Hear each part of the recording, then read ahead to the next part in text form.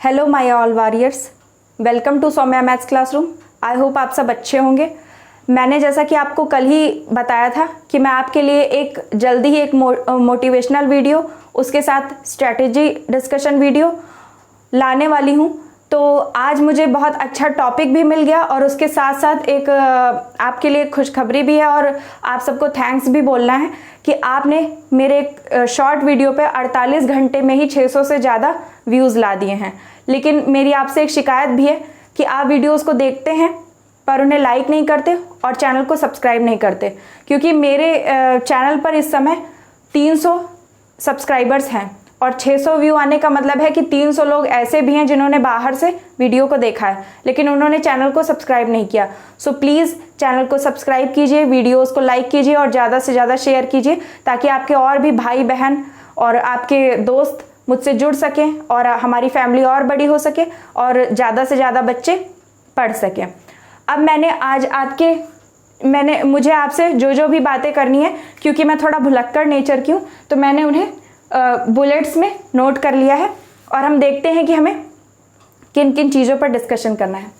तो सबसे पहले तो मैं आपको थैंक्स बोलना चाहती हूँ, जो मैंने आपको पहले ही बोल दिया है, और उसके बाद भी बार बार मैं आपसे थैंक यू बोलना चाहती हूँ। ऐसे ही आप हर वीडियो के ऊपर खूब सारे व्यूज़ लाइए, खूब सारे लाइक्स लाइए, कमेंट्स कीजिए, सजेशंस भेजिए और वीडियोस को ज़्यादा से ज़्यादा शेयर कीजिए, फैला दीजिए और उसके साथ में चैनल को भी सब्सक्राइब कीजिए। अब हम चलते हैं अपनी काम की बात पर। तो सबसे पहले मैं आपको अपने चैनल का इंट्रोडक्शन देना चाहूँगी। मेरे चैनल का नाम सौम्या मैथ्स क्लासरूम है और मैं आपको बताना चाहती हूँ कि मुझे ये इंस्पिरेशन कहाँ से मिली कि मैं आप लोगों को फ्री में पढ़ाऊँ। तो क्योंकि मैं गांव के बैकग्राउंड से बिलोंग करती हूँ, तो जैसा कि मैं जानती हूँ कि गांव में किसी टीचर का मिलना, ट्यूटर का मिलना, कोचिंग टीचर का मिलना बहुत ही मुश्किल होता है। और अगर कोई मिलता भी है, मैं ऐसा नहीं कहना चाहूँगी कि सब लोग बेकार होते हैं या मेरे अलावा कोई अच्छा नहीं है, ऐसा नहीं है, सब बहुत अच्छे हैं। जो भी टीचर है वो अपने आप में कुछ ना कुछ खासियत लेकर के बैठा ही है। अगर आपसे कम योग्यता का इंसान भी आपका गुरु हो तो आप उससे कुछ ना कुछ जरूर सीख सकते हैं। आप ऑनलाइन पढ़ते हो, ऑफलाइन पढ़ते हो, किसी भी फॉर्म में आप पढ़ाई कर रहे हो, लेकिन आपका गुरु हमेशा आपसे ज़्यादा महान होगा। और पर हम ये देखते हैं कि जो ग्रामीण परिवेश है उसमें स्पेशली लड़कियों के लिए इतनी जल्दी कोई कोचिंग ट्यूशन उनके लिए नहीं लगवाता। पहली बात तो उनके साइंस या कॉमर्स जैसे सब्जेक्ट्स को लेने पे ही बहुत बड़ी मनाही होती है। उनसे कहा जाता है सिंपली आर्ट्स लो और चुपचाप पढ़ाई ख़त्म करो। तो सबसे बड़ी बात तो ये होती है कि अगर कोई बच्ची या कोई लड़का भी हिम्मत जुटाता है साइंस को लेने की, तो उसके बाद उसके लिए सबसे बड़ी प्रॉब्लम होती है अपने लिए कोचिंग और ट्यूटर ढूंढने की। अब उसके बाद दूसरी जो मेजर प्रॉब्लम है वो ये है कि बच्चे किसी तरह कोचिंग और ट्यूशन तो ढूंढ लेते हैं, लेकिन उनके लिए फीस को भरना बहुत बड़ी प्रॉब्लम होती है। और वो प्रॉब्लम इस समय बहुत ही विकराल रूप उसने रख लिया है, क्योंकि जानते हैं आप भी कि कोविड की वजह से सारे काम बंद हो चुके थे, बहुत से लोग बिल्कुल ही सड़क पर आ गए। तो उस वजह से लोग क्या करेंगे, खाना तो खाएंगे ही, कपड़े पहनेंगे, लेकिन उन्होंने क्या किया, अपने बच्चों की पढ़ाई में ही कटौती करना शुरू कर दिया। तो मैंने ऐसे बहुत से बच्चों को देखा और मैं बहुत से लोगों से इंस्पायर हुई। तो मैंने सोचा कि कुछ ना कुछ अपने छोटे प्यारे भाई बहनों के लिए किया जाए। अब उसके बाद में मैं आपको अपने चैनल के बारे में बता दूं कि मैं क्लास 11th और 12th के बच्चों को फ्री में मैथमेटिक्स पढ़ाती हूं और मेरी पूरी ये कोशिश है कि 9th 10th के बच्चों को भी जल्दी से जल्दी ये फैसिलिटी मैं प्रोवाइड करा सकूं। और उसके अलावा मेरी ये भी कोशिश है कि आपको अदर सब्जेक्ट्स की भी फ्री में क्लासेस मिल सकें और अच्छी से अच्छी क्वालिटी एजुकेशन आपकी हो सके। अब इसके बाद हम अपने थर्ड टॉपिक पे चलते हैं, जो है हमारा बोर्ड एग्जाम्स के लिए क्या हमारा एक नज़रिया होना चाहिए और क्या हमारी स्ट्रैटेजी होनी चाहिए। तो बोर्ड का एग्ज़ाम अगर आप देने वाले हैं, आप किसी भी बोर्ड से बिलोंग करते हो, चाहे आपका यूपी बोर्ड हो, सीबीएसई हो, आईसीएसई हो, सीआईएसई हो, कोई भी बोर्ड हो, या आप किसी यूपी बोर्ड के अलावा किसी और राज्य स्तरीय जो बोर्ड होते हैं, Haryana board, Punjab board, Rajasthan board, इस तरह से जितने भी बोर्ड्स होते हैं, सबसे बड़ी जो बात होती है आपको पढ़ना होगा। और उससे भी बड़ी बात है कि आपको सेलेक्टिव पढ़ना होगा, यानी आपको बेकार की चीज़ें नहीं पढ़नी। आपको सबसे पहले ये समझना है कि आपके सिलेबस में आपका क्या ऐसा पोर्शन है जो आपके काम का है और उन्हीं चीज़ों को आपको एक एक करके जोड़ते जाना है। आपको कभी भी डरना नहीं है। अपनी बुक्स की मोटाई देखकर ये नहीं घबराना कि अभी जुलाई पूरा बीत गया है, अभी मेरा पहला चैप्टर ही चल रहा है। ये सब आपको नहीं सोचना है, ये सब चीज़ें आपके ऊपर एक प्रेशर बनाती हैं। तो सबसे जो बड़ी बात है वो क्या है कि आपको पूरे धैर्य के साथ और पूरा मन लगा करके पढ़ाई करते रहना है और साथ में सेल्फ कॉन्फिडेंस को बरकरार रखना है। आपको सोचते रहना है कि हाँ मैं कर सकता हूँ। अब इसके बाद में एक जो बड़ी प्रॉब्लम थी वो ये थी कि मैम मतलब जैसे बच्चों में मैंने देखा है और जब हम लोग थे तब भी ऐसा होता था, स्पेशली जो लोग गाँवों से बिलोंग करते हैं, जिनके घर में वो पहले हैं जो 10th या 12th में पहुँच रहे हैं, या कोई ऐसा है जिसके मम्मी पापा साइंस स्ट्रीम से नहीं पढ़े हुए हैं, तो उनके लिए सबसे बड़ी प्रॉब्लम होती है कि मैथमेटिक्स पढ़ करके क्या होगा। पहली बात तो ये बहुत डिफ़िकल्ट है, दूसरी बात इसके लिए जल्दी ट्यूटर नहीं मिलते हैं, तीसरी बात ये है कि हमें ये जल्दी समझ में नहीं आती है, और सबसे बड़ी प्रॉब्लम ये है कि इसको पढ़ने के बाद क्या होगा।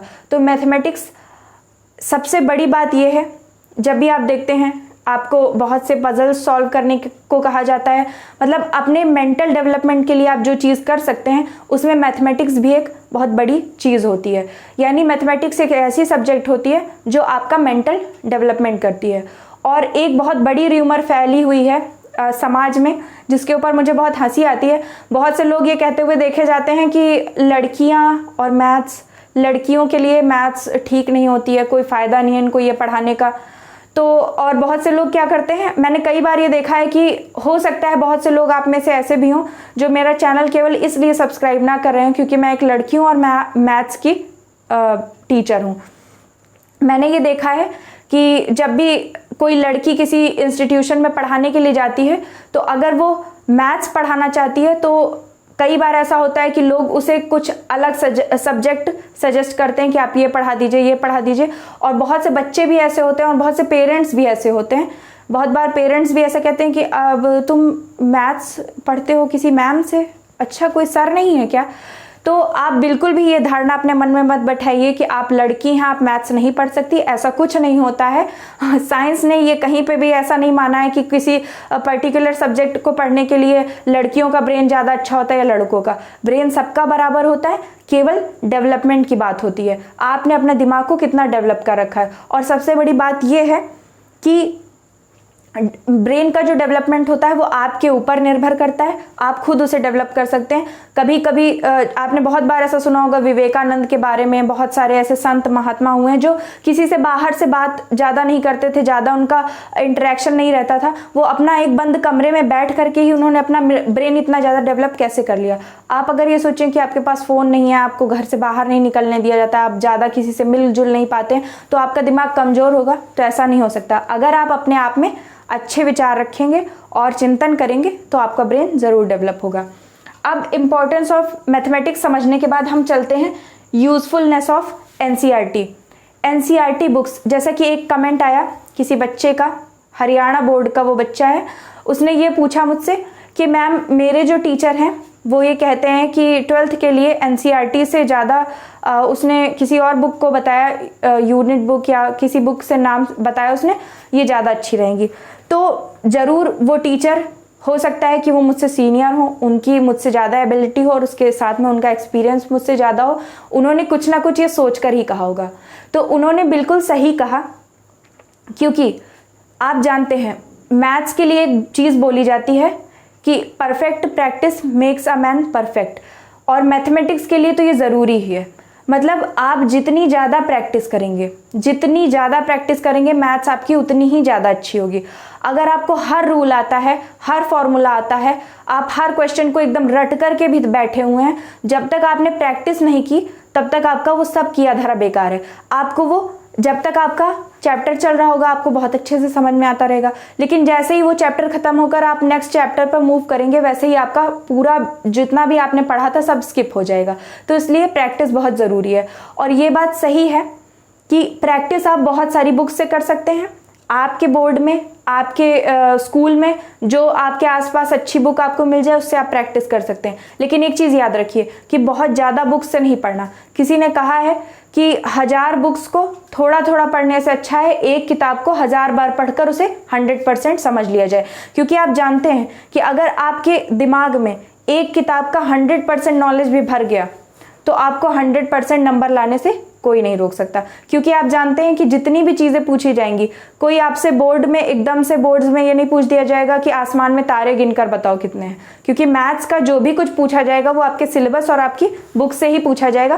क्वेश्चन में केवल डिजिट्स बदल सकती हैं और आपको ऐसा नहीं है कि आपको 12th क्लास में कुछ PhD लेवल का कुछ पूछ दिया जाएगा। अब इसके बाद में हम जो NCERT की बात कर रहे थे, तो जो NCERT होती हैं उनको आप एक तरह का बाइबल समझ सकते हैं। यानी बुक्स में बाइबल ऐसा एक वो माना जाता है, किसी बुक को बाइबल का तमगा देने का मतलब है कि उसमें हर चीज़ आती है। NCERTs जो होती हैं उनको बहुत बड़े बड़े लेखक या बहुत बड़े बड़े जो विचारक हैं वो मिलकर के लिखते हैं। जो उसमें लिखी हुई सब्जेक्ट है उस सब्जेक्ट के बहुत बड़े जो जिन्हें ज्ञानी आप कह सकते हैं, विद्वान, वो उसे लिखते हैं। उसके साथ उस पर लिखी हुई एक एक शब्द, एक एक अक्षर के लिए जो उस पर्टिकुलर भाषा के जानकार हैं उनको बैठाया जाता है। आप कभी NCERT में आगे पलट कर देखिए कितने लोगों के नाम लिखे होते हैं, कितने लोगों ने उसे मिलकर लिखा होता है। तो जो चीज़ उसमें लिखी होती है, जो चीज़ उसमें आपको बताई गई होती है वो अल्टीमेट होती है। तो आपको NCERTs को फॉलो करना है, लेकिन कहाँ पर? जब आपको बेसिक सीखना है। यानी आपको बेसिक किस बुक से सीखना है? NCERT से। और उसे अप्लाई किस बुक पर करना है? आप किसी भी बुक पर कर सकते हैं। जैसे कि आपको प्रैक्टिस के लिए बहुत सारी बुक्स मिलती हैं, आप प्रीवियस ईयर पेपर्स लगा सकते हैं। उसके अलावा आप कुछ क्वेश्चन अपने दिमाग से भी सोच करके, मतलब आप जैसे मैट्रिक्स पढ़ रहे हैं तो मैट्रिक्स में आप अपने आप से डिजिट्स को ले सकते हैं। लेकिन बेसिक्स के लिए जो NCERT है वो अल्टीमेट है, उसका कोई काट नहीं है, उसके लिए कोई भी दूसरा ऐसी बुक नहीं हो सकती जो उससे ज़्यादा अच्छी हो। अब उसके बाद हम अपने अगले टॉपिक पे चलते हैं, यूज़फुलनेस ऑफ माय वीडियोज़। मेरे जो वीडियोज़ हैं वो आपके लिए किस तरह यूज़फुल है, मैं आपको ये भी बताना चाहूँगी कि मैं कोशिश करती हूँ कि आपको जितने ईजी वे में मैं आपको समझा सकूँ। क्योंकि मैं खुद भी स्टूडेंट हूँ तो मैं खुद जानती हूँ कि किस बच्चे को किस स्तर पर क्या चीज़ समझ में आती है। और वैसे आप में से भी बहुत से लोग ऐसे होंगे जो बड़े होकर के टीचर बनेंगे। तो जब आप इस बोर्ड पर इस मार्कर को लेकर खड़े होंगे तो आपको खुद ये समझ में आएगा कि आप अपने दिमाग के लेवल से ऊपर उठ करके चीज़ें समझने लगेंगे। तब आपको केवल किसी सामने बैठे किसी बच्चे के एक्सप्रेशंस देख करके ही पता चल जाएगा कि किस बच्चे को क्या चीज़ समझ में आ गई है और किसको नहीं। जब आप टीचर बनेंगे तब आप जानेंगे कि कोई क्वेश्चन अगर कोई बच्चा गलत कर देता है तो बहुत से टीचर होंगे, आपने देखा होगा अपने क्लास में, कोचिंग में बहुत से टीचर ऐसे होंगे कि वो बताएंगे इस जगह पर ये रखो, आ जाएगा, तुमने ये चीज़ गलत कर दी, बिना आपकी कॉपी देखे हुए। तो क्योंकि उन्हें ये पता है, वो इसी दौर से गुजरे हैं। तो इसलिए मैं अपने वीडियोज़ में पूरी कोशिश करती हूँ आपके साथ लाइव इंटरेक्ट रहने की। और मैं आपको ये भी बता दूँ कि मेरे वीडियोज़ जो हैं वो किस पर्टिकुलर किस देश के किस रीजन के लिए यूज़फुल हो सकते हैं। तो सबसे पहले यूपी बोर्ड वाले बच्चों के लिए, क्योंकि मैं खुद यूपी से बिलोंग करती हूँ। उसके बाद में CBSE बोर्ड वाले बच्चों के लिए, क्योंकि उनको भी NCERTs पढ़नी होती हैं। NCERT यूपी बोर्ड में भी लागू कर दी गई हैं और इसके लिए मैं अपने प्रदेश के CM से मतलब मैं उनके आभारी हूँ कि उन्होंने इतनी अच्छी बुक्स को बच्चों को प्रोवाइड कराया। उसके बाद में तीसरा जो है, आप दिल्ली बोर्ड के हों क्योंकि वो भी एक हिंदी भाषी क्षेत्र है। उसके अलावा आप महाराष्ट्र मुंबई से बिलोंग करते हों, इसके अलावा आप बिहार से बिलोंग करते हों, छत्तीसगढ़ से होते हों, राजस्थान से हों, या फिर आप झारखंड से हों, मध्य प्रदेश से हों। तो ये सब जो रीजन है देश के, वेस्ट बंगाल है, ये सब जो देश के क्षेत्र हैं ये क्या है? हिंदी भाषी क्षेत्र हैं। तो क्योंकि मैं आपके जो आपका कंटेंट है उसे इंग्लिश में आपको प्रोवाइड करती हूँ और साथ में आपको एक्सप्लेनेशन जो है वो हिंदी में मिलता है और उसके साथ साथ इंग्लिश में भी एक्सप्लेनेशन मिलता है। तो ये आप सबके लिए बहुत ही यूज़फुल रहेगा। और उसके अलावा आपकी जो सजेशंस होंगी मैं उन्हें भी अप्लाई करने की पूरी कोशिश करूँगी। इसके अलावा मैं आपसे एक और बात बता दूँ कि जो मैथ्स है या कोई भी सब्जेक्ट है और स्पेशली जो साइंस रिलेटेड सब्जेक्ट्स हैं उनमें क्या होता है, वो कहीं पे भी चेंज नहीं होती। यानी हम लोग जैसे कि मैं कॉम्पिटिटिव एग्जाम्स की तैयारी कर रही हूँ, बेसिकली मैं एसएससी की भी तैयारी कर रही हूँ, स्टेट पीसीएस की भी कर रही हूँ। तो एसएससी में जब हम लोग मैथ्स पढ़ते हैं तो उसके लिए कभी कभी कुछ जो यूट्यूब चैनल्स ही हैं, कुछ ऐसे हैं जो विदेशी हैं, फॉरेनर हैं, हम उन्हें भी फॉलो करते हैं, क्योंकि मैथ्स कहीं भी बदलेगी नहीं।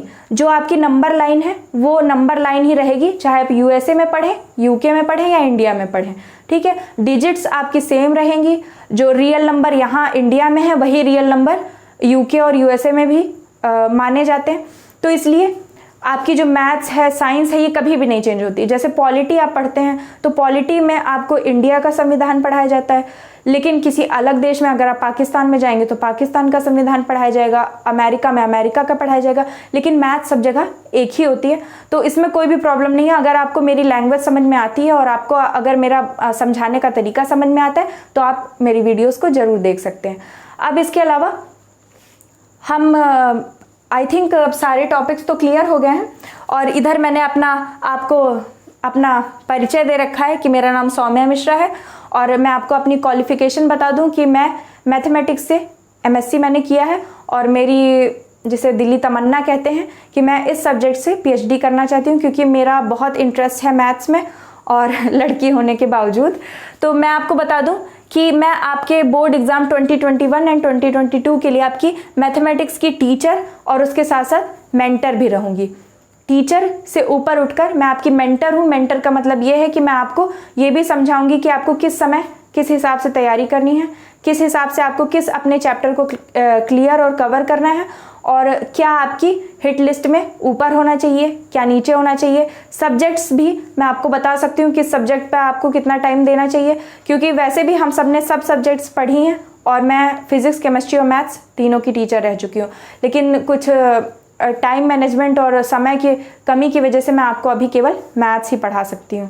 तो आई होप आप सबको ये वीडियो बहुत पसंद आएगा। मैंने अपनी तरफ से पूरी कोशिश की है आपको हर चीज़ समझाने की, और अगर आपकी कुछ सजेशंस हो तो आप कमेंट सेक्शन में बता सकते हैं। इसके अलावा आप वीडियोस को ज़्यादा से ज़्यादा लाइक कीजिए, व्यूज़ बढ़ाइए, चैनल को सब्सक्राइब कीजिए, ज़्यादा से ज़्यादा वीडियोस को शेयर कीजिए। और इसके अलावा अगर आपको लगता है कि आज के इस सेशन में आपका कोई क्वेश्चन ऐसा है जो छूट गया है या कोई टॉपिक है जो रह गया है, तो आप कमेंट सेक्शन में बता सकते हैं। मैं अगली बार अगले संडे को, अगले सैटरडे को, या कभी भी जब आपके लिए नई वीडियो, आपकी मोटिवेशनल वीडियो या हमारे आपस में जो बातचीत की वीडियो मैं जब तैयार करूँगी तो उस टॉपिक को भी कवर और क्लियर करने की पूरी कोशिश करूँगी। Okay, thank you.